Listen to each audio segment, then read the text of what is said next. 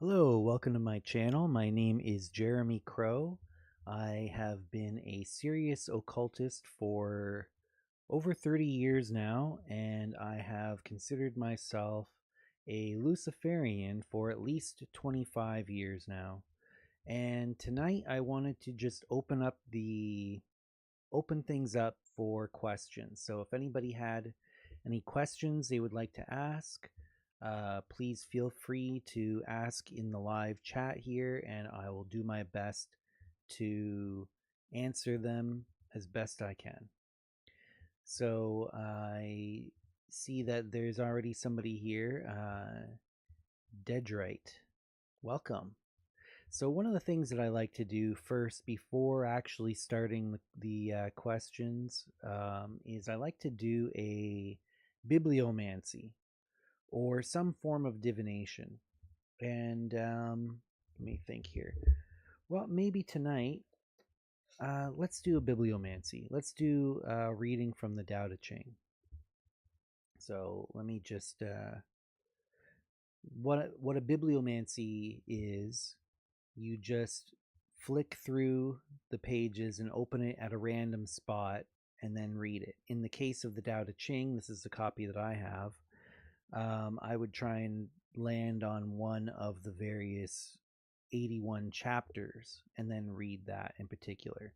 You can do that with any book, but different types of scriptures or spiritual books tend to be a little bit more appropriate for that. But you can literally do it with any book. You could pick your favorite sci-fi or fantasy book if you want, and it's still a type of divination that you can do. So let me do one from the Tao Te Ching, and we'll see what we get. Oh, I see Beyond Zebra is here. Howdy, Jeremy, he said. Howdy back. Okay, let's see what we get.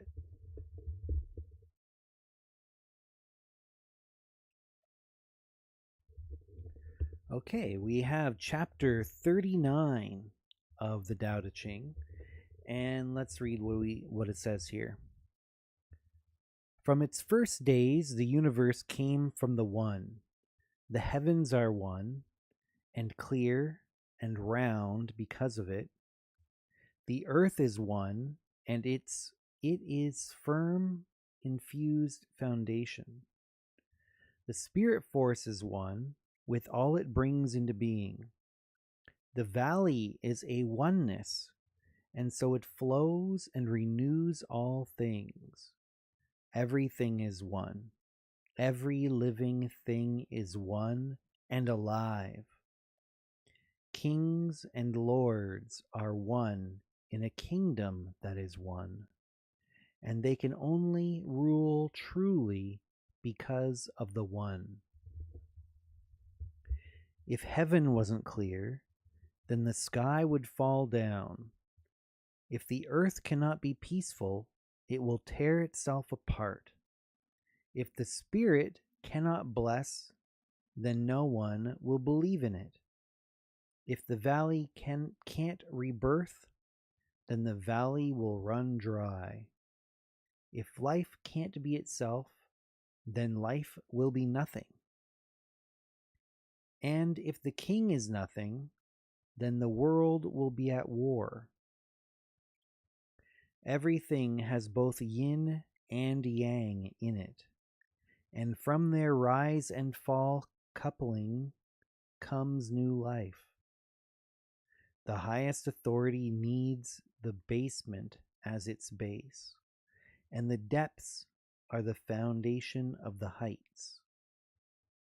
This is why rulers call themselves lonely, like souls in a wilderness who have no home. And in doing so, don't they see then that their roots lie with the people?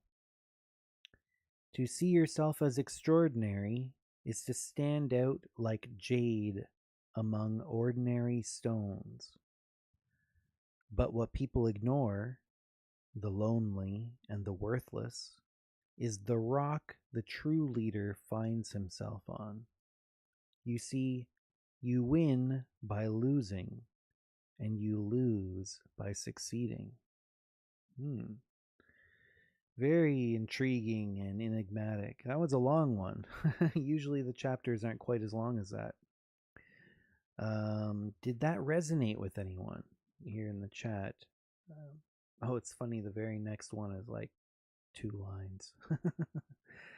Yeah, did that resonate with anyone? Anybody who's here live or anybody who is watching this as an archived video after the fact who didn't catch it live, you can leave it in the comments below if you did find that inspiring, or if you found it resonated with something in your life right now or in a situation you find yourself in.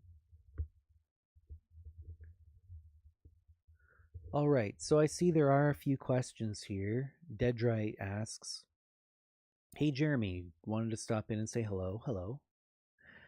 Also, would like your opinion on Luciferian magic as presented by Ford. How do you approach rituals? How much in ways of items, prep, components, etc.? Excellent question.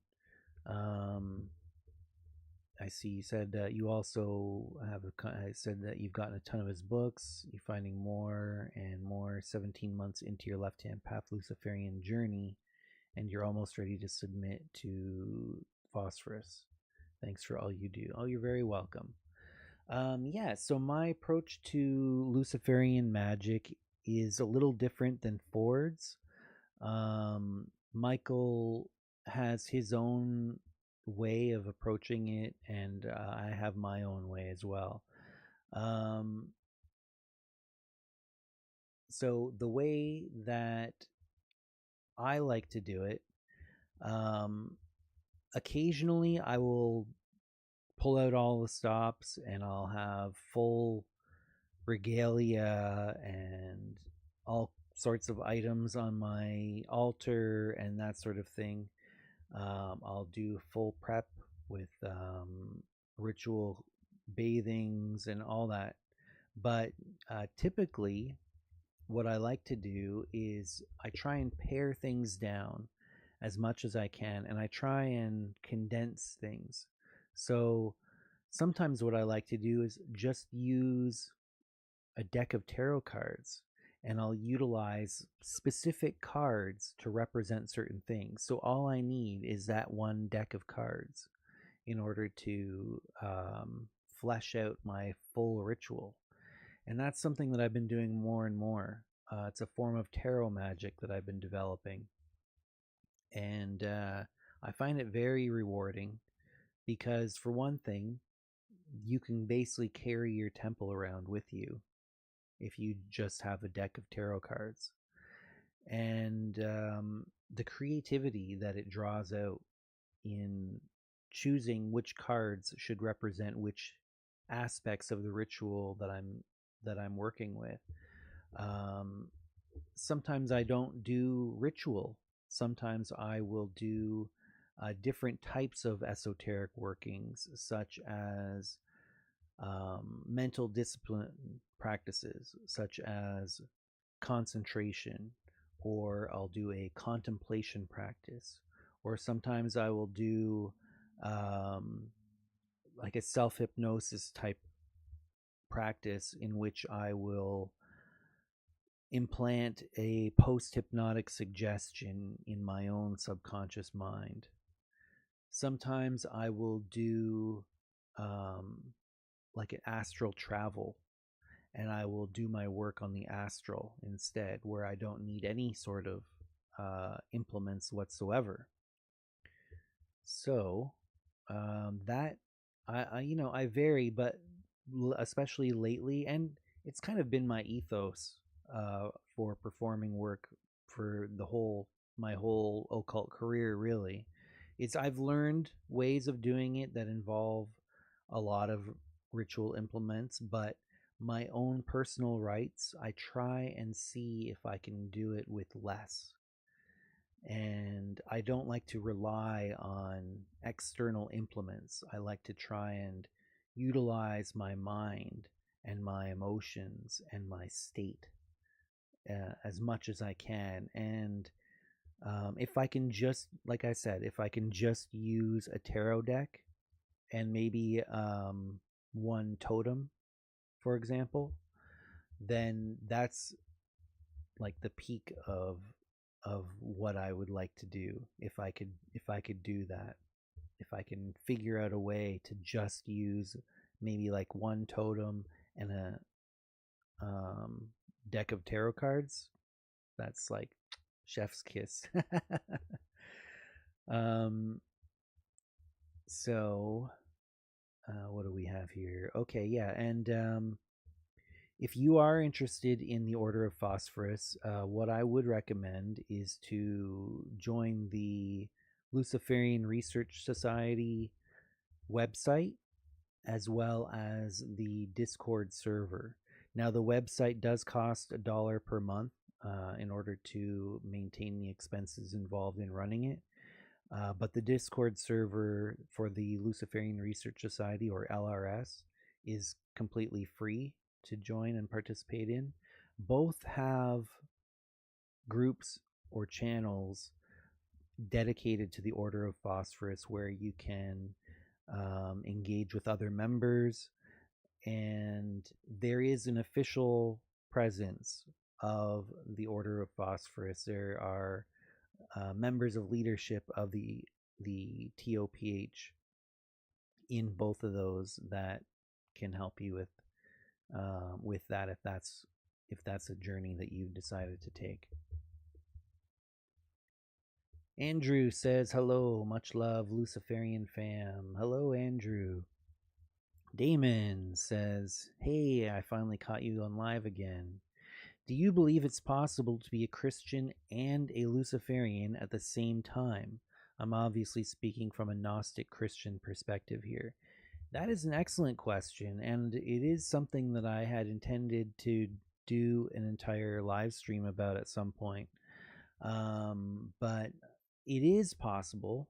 It, as weird as it might sound, and the reason being is that Lucifer, the word Lucifer, is a Latin word which means light bearer or bringer of light.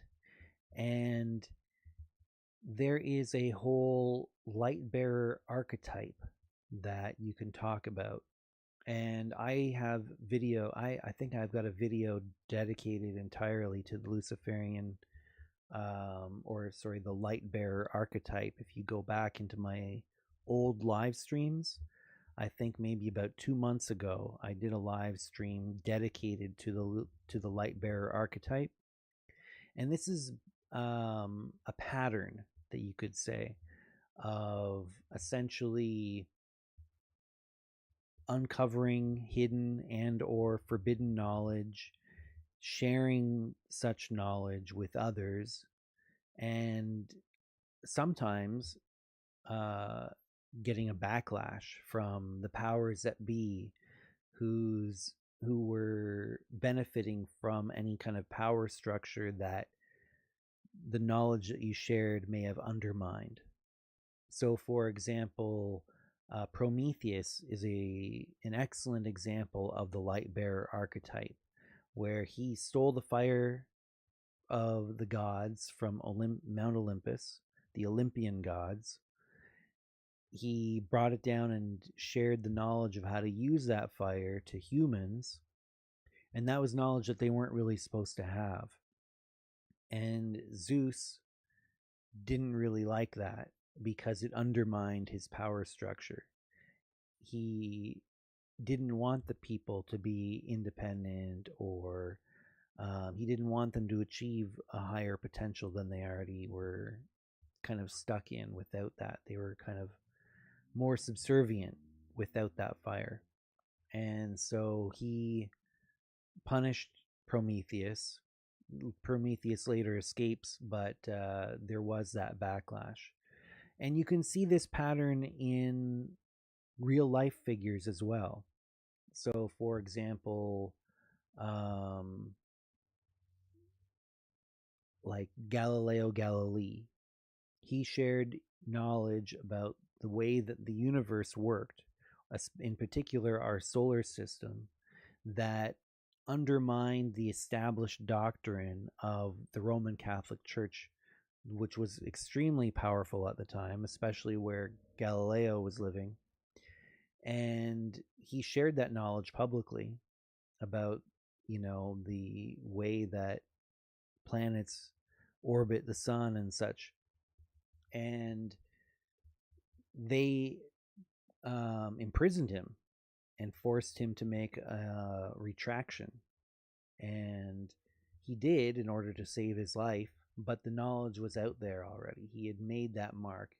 And ultimately, eventually, he was vindicated, much posthumously, after he died, many years later, like I think it was at least a century or so or more later. I can't remember how much longer, but eventually the Roman Catholic Church actually apologized for what they did to Galileo, formally. So he was eventually vindicated. And also the knowledge that he gave out, even though he had to make a retraction, it was out there. It was still out there. And so he, in his life, he embodied that light bearer archetype. And therefore, in a way, he is a Lucifer. He has earned that title of light bearer because he embodied that light bearer archetype.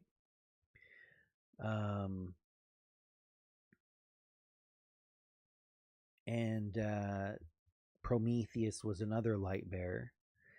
The serpent in Eden is a light bearer, or a Lucifer. There's other ones, Enki, for example, in Sumerian. And some people, not all Luciferians, but some Luciferians think that Jesus, and some people narrow it down even further and say the Gnostic Christ was also a light bearer, that he fulfilled that light bearer archetype, or he embodied that light bearer archetype in his own unique way as well.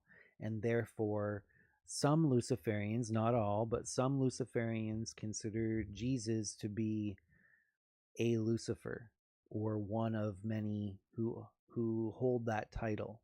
And therefore, yes, it is possible for somebody to be a Christian and a Luciferian at the same time in that sense. And in particular, especially as you mentioned, Damon, a Gnostic Christian is a lot more likely to hold those types of beliefs about it. And I actually, shortly after I realized that I was Luciferian, I was looking for ways of, getting involved and learning more and developing my practice and my understanding. And there wasn't really anything going on at the time. It was so long ago.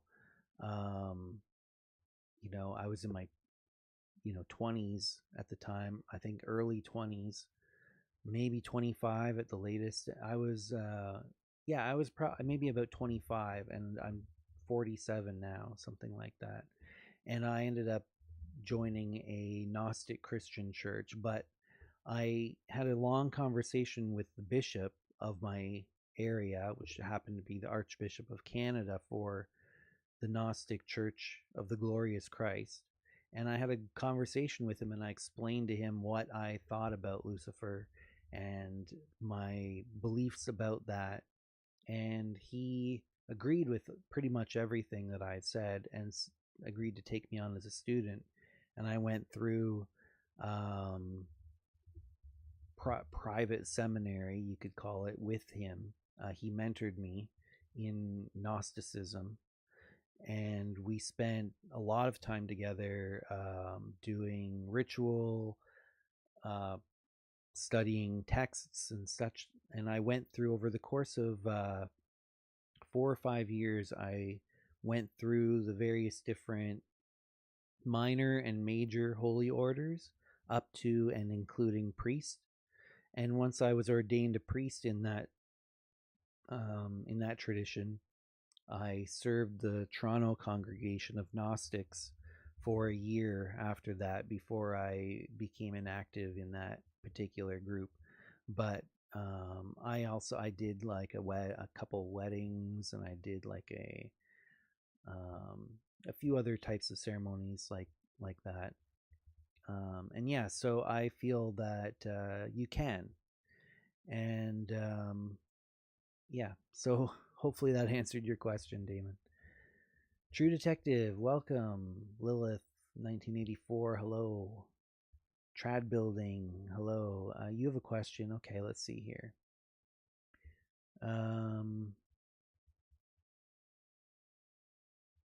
Where is it here?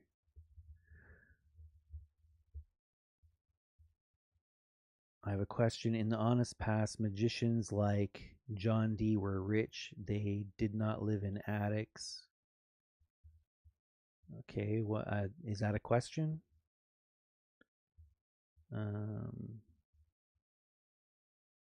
I don't see a question there. Okay, Dendrite said, interesting. Thanks for sharing your approach. You're welcome. Okay.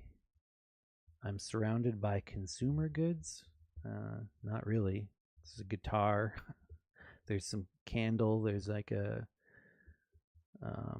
abalone shell and a feather and a smudge bundle. That's not. I'm not surrounded by consumer goods, and I'm not in an attic either. By the way, I'm in a 1.5-floor building, but which I own this whole building anyway. So I don't know what you're getting at here. But anyways, Stephos asks, "Hi, are you still involved in Thelema? And what about the OTO?" No, I'm not involved with Thelema or the OTO. I was many years ago, many years back. I was involved with Thelema, and I did participate in the OTO for a little while, but I ultimately left that, and I had a pretty good experience up until the end, and I experienced some interference by headquarters, which didn't really make a lot of sense. So I didn't like that, and I didn't like the way that the headquarters was operating the order, and so I left. And I have a couple videos about that. If you go to my channel, there's a video. It's one of my more popular videos about why I left the OTO, if you're interested in learning more about that. Supernova says, hello. Hello, Supernova. Andrew said you can make a travel altar or several with an Altoids box. Yeah, I've seen some of those. It's pretty cool. Supernova said, it's Nova. I finally made some time to join this live. Great. Anonymous Boss said, hello, Jeremy. How are you doing? Hope all is well. I'm doing great. Anybody, some people are having a hard time hearing me? I don't know. I'm talking directly into the mic.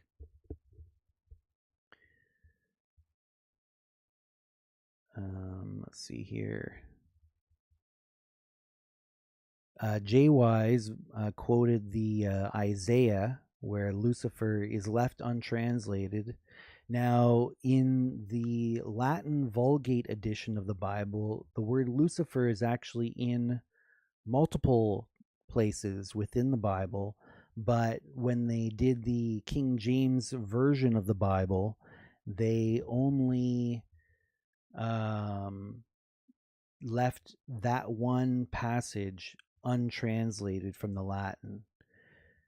There is another passage in the second book of Peter. I think it's chapter 1, verse 19, if I'm not mistaken. Maybe I'm wrong. I'm just doing it off memory. But there is a passage there where the word Lucifer is used. And generally, most people interpret that as a reference to Jesus, but the word Lucifer is used there. Now imagine if they had left that word Lucifer untranslated, then people would have had a completely different interpretation of the word Lucifer if they had left that one instead. Because one in Isaiah is an insult, basically, whereas the one in the second book of Peter is using it in a very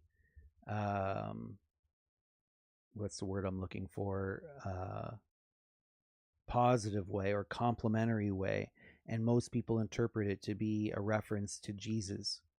So it would change the interpretation and the Christian folklore around the word Lucifer absolutely completely if that usage of the word Lucifer had been left untranslated rather than the one in Isaiah.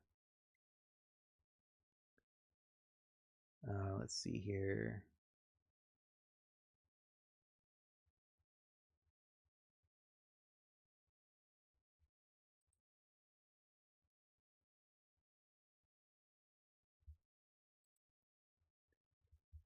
Let's see here.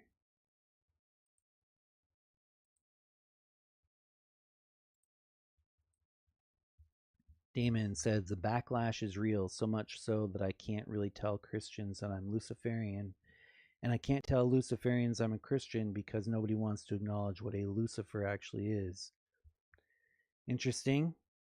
Yeah. You know, it is what it is, I suppose. Everybody has their own different way of approaching Luciferianism. That's kind of the beauty of Luciferianism, is that it is non-dogmatic. There's nobody that speaks for all of Luciferians out there. There is no Pope of Luciferianism, and there can't be, because it is an individual thing. There is no external authority that can tell you what Luciferianism is for you. It is what, if you believe yourself to be a Luciferian and it's meaningful to you to adopt that label, then you are a Luciferian.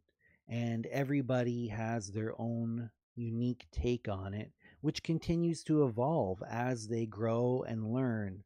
And it's not a static thing.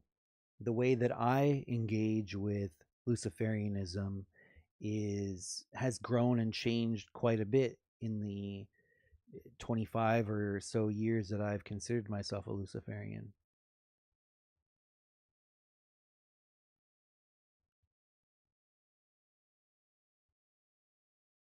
Let's see here. Very interesting. Damon says interesting about Galileo. Yeah, Giordano Bruno also was a similar figure. There's a bunch of them. Let's see here.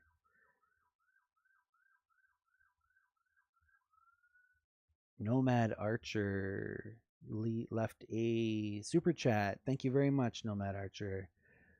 You said present. Welcome. Thank you so much for supporting the channel with your financial contribution. If anybody wants to leave a financial contribution, there are super chats available to do on this channel. It has been unlocked. But if you want to support the channel and you don't have the ability to do a financial contribution, you can always just click the like button.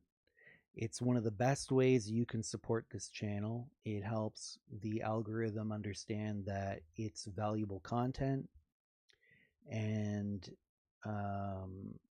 it will show it to other people that may be interested in it as well, that based on the type of content that's in here and what they've already viewed and such. JY, so the fate of Lucifer and those who follow him is the eternal lake of fire. Probably not the wisest choice. Well, you know, that's like your opinion, man. To badly quote the dude. Let's see here. Oh yeah, Trad Building was just trolling, so I just muted him. Let's see here. Now, after this, I'm going to be wrapping this up in about 10 minutes or so. And after this, there will be a private members meeting for members of the Novus Ordo Luciferi. And it will begin roughly in about 11 minutes or so from now. And so I'm going to wrap this up at around that time. And if you are interested in participating in that, tonight it's just going to be a casual hangout. I do have some announcements that I wanted to make and updates about what's been going on in the background, the type of work that I've been doing to help build the Novus Ordo Luciferi, and some things that I've been doing with that. But otherwise, we can chat about whatever we like. You can ask questions. We can get to know each other, enjoy each other's fellowship, that sort of thing. If you are interested in joining that private meeting tonight, you can, and you're not already a member of the NOL, if you go to the description in the video here, there is a link to the Patreon. If you join at the $5 per month level or above, then that will unlock the most recent post on the Patreon, which has a link, a private link to that meeting that will start in about 10 minutes. Not only that, but if you join the Patreon at the $5 level or above, it will unlock all sorts of video courses. There are about 50 hours worth of course material recorded on video that you instantly get access to, and you get unlimited access to all those video courses for the full month that you, and if you decide to renew, then it'd be ongoing at the $5 per month level. But 50 hours worth of courses for $5. Now, I see other creators with courses on tarot and lucid dreaming, and they're charging $45 to $75 per course. And these contain between an hour to 8 hours of pre-recorded video. Now I'm offering 50 hours of pre-recorded video for $5, unlimited access for a whole month. Not only that, but you get access to all of the written materials of the order, including all the philosophy and practices of the Novus Ordo Luciferi and the occult system that's taught within, called Luciferian Alchemy, that I have developed and refined over the course of over 30 years of practice. So if you're interested in that, you don't even have to participate in the order. If you just want to get access to the courses, you can join at the Patreon. Damon said, let's see here. Andrew had a question here first. What do you think about free will? Science makes free will not 100%, partially deterministic. Well, I think that most people operate in a very robotic way. I think most people, most of the time, act based on the predilections that they have developed in life, mostly through inheriting it and through the experiences that they had in life, and following along, playing along, getting caught up in the narrative that's being presented to them, and just reacting to the combination of their own personal predilections combined with the narrative that they find themselves being presented with. And it can feel like you're making choices, but most of the time you're just going along with the narrative based on your own kind of role that you found yourself in. Now, you don't have to do that. You can activate your free will, and it's akin to becoming lucid in a dream. You can do if you become lucid in a dream, you can completely ignore the narrative. You can create your own narrative. You can do something completely different. You can do something, you can play along with the narrative and but do a different role than you normally would have done and act in a way that is completely different.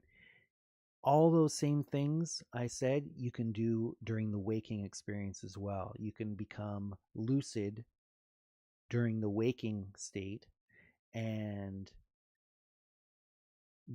activate your free will in that way as well. So I think that for the most part, most of the time, for most people, they are not engaging their free will, but you can, and especially with training. Damon said, wow, 4 to 5 years is quite some time. I think I recall you mentioning something about Catholic teachings, but I never knew you spent so many times studying under Christian Gnosticism. Yeah, so I was raised Catholic, and I went to a Catholic school growing up most of the time. And then I eventually decided that I'm not doing that anymore. But when I was in my teens, after my confirmation, I decided not to that I wasn't a Catholic anymore, and I went on a whole spiritual exploration and journey and tried a bunch of things out, and eventually found ritual magic and tarot. And by the time I was 17, I engaged in a serious study and practice of the occult, and that included tarot. So I've been doing tarot for over 30 years as well.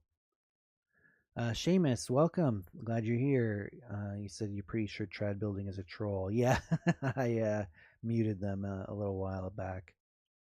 I didn't even see half the messages that they sent, but yeah, clearly a troll.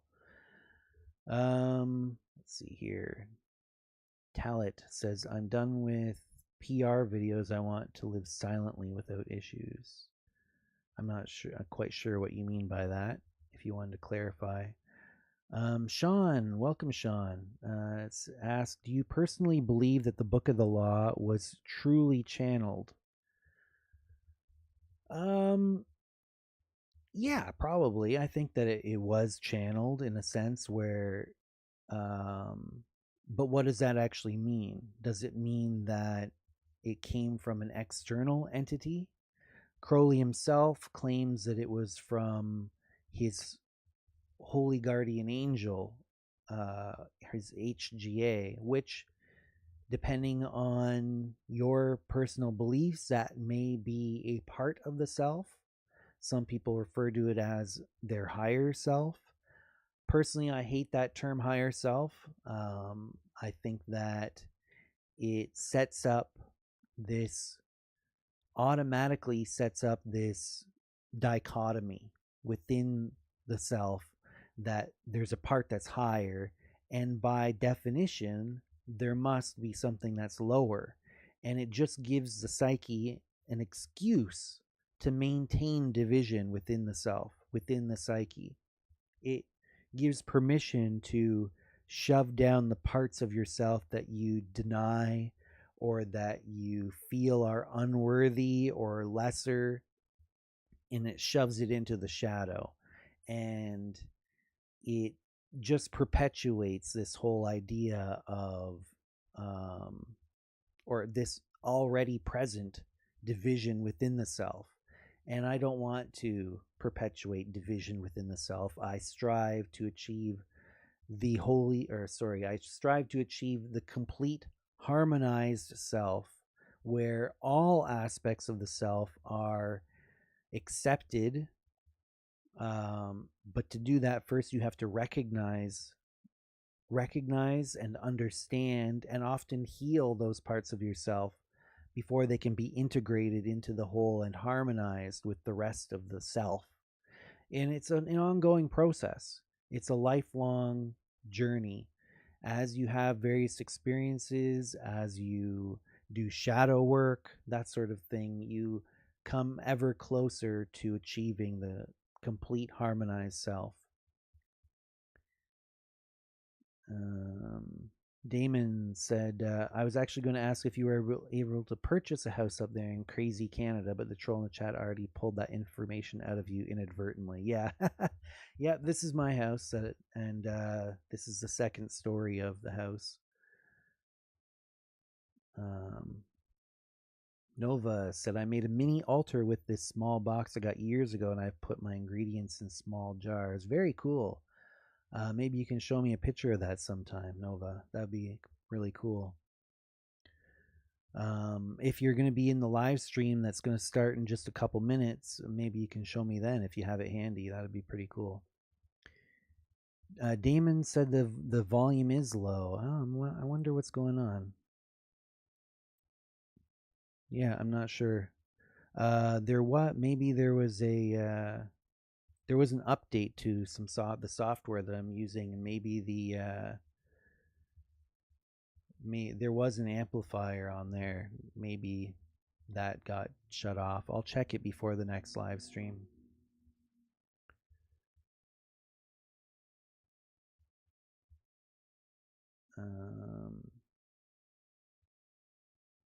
Some people are saying they like my voice is soothing. Yeah, that's not the first time I've heard that. I've heard people say it's like ASMR for occultists, like Beyond Zuber said. Thank you so much. I appreciate that. Let's see. Anything else in here? Snow Owl Crystals has a question here. Thank you for having a question, and welcome to the chat. I'm a fellow pagan, just curious on your thoughts. Do you see Lucifer more as an archetype or an actual entity, or from Gnostic an archon, or is it something else? Definitely not an archon. An archon tries to keep people ignorant, and Lucifer is the exact opposite of that. But I do see Lucifer as both an archetype, and I do believe that there is an entity with the proper name of Lucifer. But that there are individuals, both actual humans as well as like historical and living today, as well as mythological and various different gods and other entities like that, which have embodied that light bearer archetype and are therefore a Lucifer as well, that have that title of Lucifer.